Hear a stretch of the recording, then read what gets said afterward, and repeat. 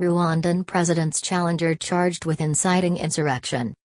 Diane Shima Rwigara, who has accused Paul Kagame of stifling dissent, was barred from running against him in election. Prosecutors in Rwanda have charged Diane Rwigara, the accountant who tried to challenge the veteran Rwandan leader Paul Kagame in elections this year, with inciting insurrection and forgery. Rwigara was detained 10 days ago and faces a lengthy jail sentence. Kagame has won international praise for the stability and economic development he has brought Rwanda since the 1994 genocide, when an estimated 800,000 people were killed, but has also been accused of running an authoritarian, one-party state. Kagame won the election in August with more than 98% of the vote, securing a third term in office and extending his 17 years in power. Paul Kagame, President of Rwanda. Facebook, Twitter, Pinterest. Paul Kagame has been president since 2000. Photograph, Joshua Roberts, Reuters.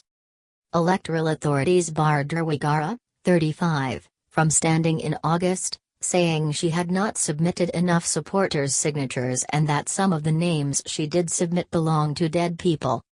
The US-educated activist has repeatedly accused Kagame, 59, of stifling dissent and criticized his Rwandan Patriotic Front's near-total hold on power. Rwigara's mother, Adeline, and sister Anne have also been charged with incitement and discrimination and sectarianism, Faustin Kusi, a spokesman for the government prosecutor, told Reuters.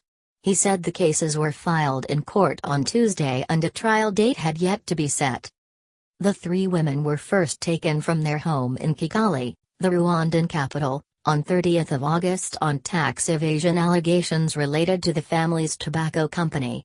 That charge was not listed in those filed on Tuesday.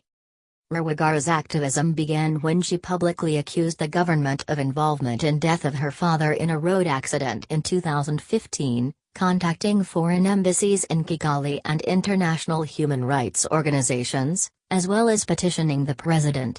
Many question the allegation, but there has been no official investigation. She has been a rare critical voice inside Rwanda, repeatedly raising the allegations of extrajudicial assassinations that exiled critics and international organizations such as Human Rights Watch claim the government frequently carries out against its enemies.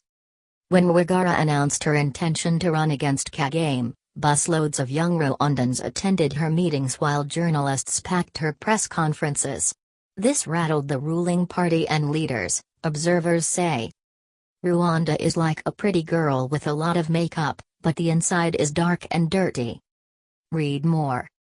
Nude photos, which appeared to be of her but which Rwigara said had been manipulated, were subsequently published on social media in what observers assumed was an effort to undermine her credibility. Rwigara's brother Aristide, who lives in the U.S., said charges against the three women were politically motivated and intended to punish the family for the attempted presidential bid.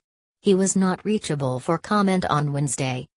Nkusi said the legal proceedings were not related to politics.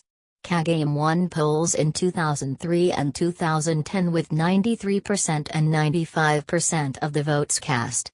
Only two opposition candidates were allowed to stand against him in August. Growth rates have been consistently high, with Kigali transformed into a city of clean roads, traffic lights, shiny new hotels and conference centers. Rwanda is a favorite destination in Africa of Western aid.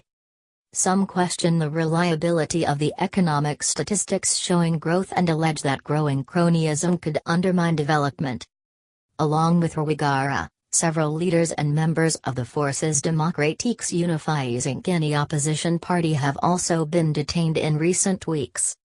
8 opposition activists have been charged with forming an irregular armed group and offenses against the president, campaigners say, and dissidents have described receiving beatings and death threats from security officials.